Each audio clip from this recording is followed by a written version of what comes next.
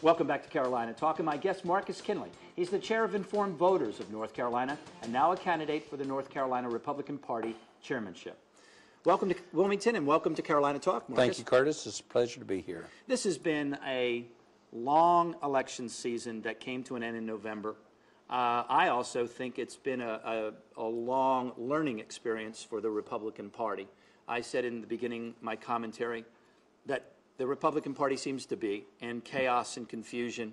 The conservatives, upset, say, with the other part of the party. A lot of just stuff swirling around after this election. Is this one of the reasons that you've decided to go forward to be chair for new leadership? Yes, that's one of the reasons. One of the things that's concerned me so much for several years with the North Carolina Republican Party is two things.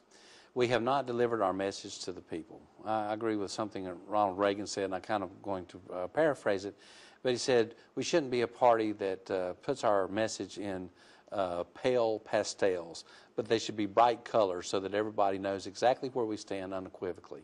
And I don't think that we've taken that message out. And the number two thing is we have not organized effectively across the state. We haven't helped the local county parties. We haven't helped the local city parties. We haven't helped the local districts. And we haven't organized well on a statewide. Every 4 years we seem to want to reinvent the wheel. And I think that I can bring a lot of knowledge that I've had after being a 3-term chairman in Guilford County. I have a stellar record there. In 2004, we turned out 78% of the registered Republicans in our rural districts and 72% within the city. And we did a very, very good job that year. We had 350 volunteers, which I think is a state record. And I could go on and on, but what I'm trying to say is I want to bring that level of organization statewide so that those people who want to be a part of something in this state, who want to be a Republican and want to participate, that there will be an opportunity for them to participate and help them to bring forth the ideas and the principles of conservatism through the Republican Party here in North Carolina. As a conservative, I have been very outspoken in my view that this administration, outgoing administration, for far too long has damaged the brand, if you will, of the Republican Party known for conservatism. Although I supported the administration on so many things. And I think Republicans in this state, and we saw it in the national election as well, felt for some reason I need to give up part of what I believe in so I can get myself in office, thinking that that was going to be the winning formula. That didn't win. And you mentioned Ronald Reagan, and that his name was mentioned throughout this election. Yeah. And in fact, that was someone who said, no, you don't play this game. You stick with your principles and you communicate them. So is there also an education process that needs to go forth with Republicans? Yes, I think, and that's part of the message, so that we can equip our own people with the message of what Republicans stands for. Republicans, we've always stood for being physically responsible, not overspending, not adding new taxes, not adding larger government. We believe that smaller government that lets you and I, those entrepreneurs, the people out here, develop their own businesses, develop their own ways of doing things without a government handout, without the government over you all the time. We believe that less government is better government.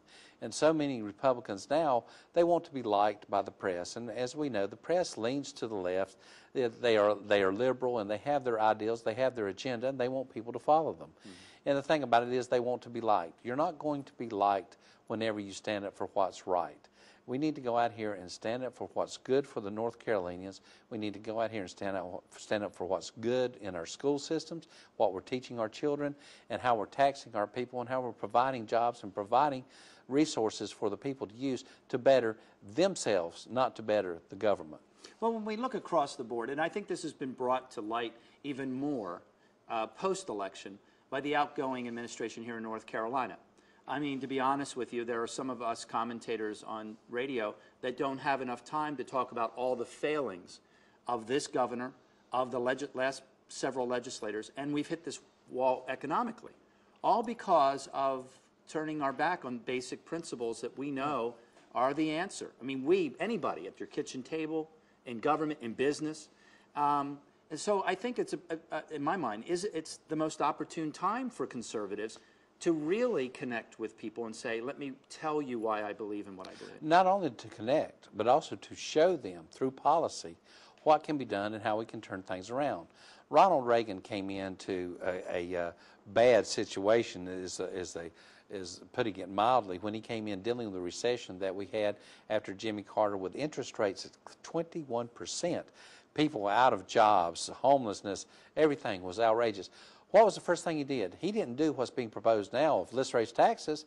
No, he cut taxes. And when he cut taxes, the economy took off. And we've been living and blessed from that tax cut to this day. Now we're talking about raising taxes again, which is only going to curtail the economy and put us deeper into recession.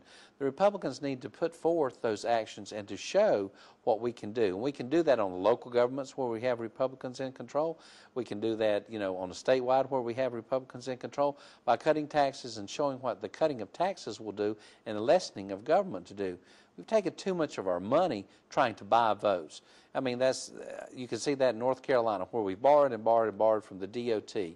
I'll just make one example. Well, let me take a break. Okay. Let's come All back. right. We're going to continue our discussion. We're here Right. for 3 segments today.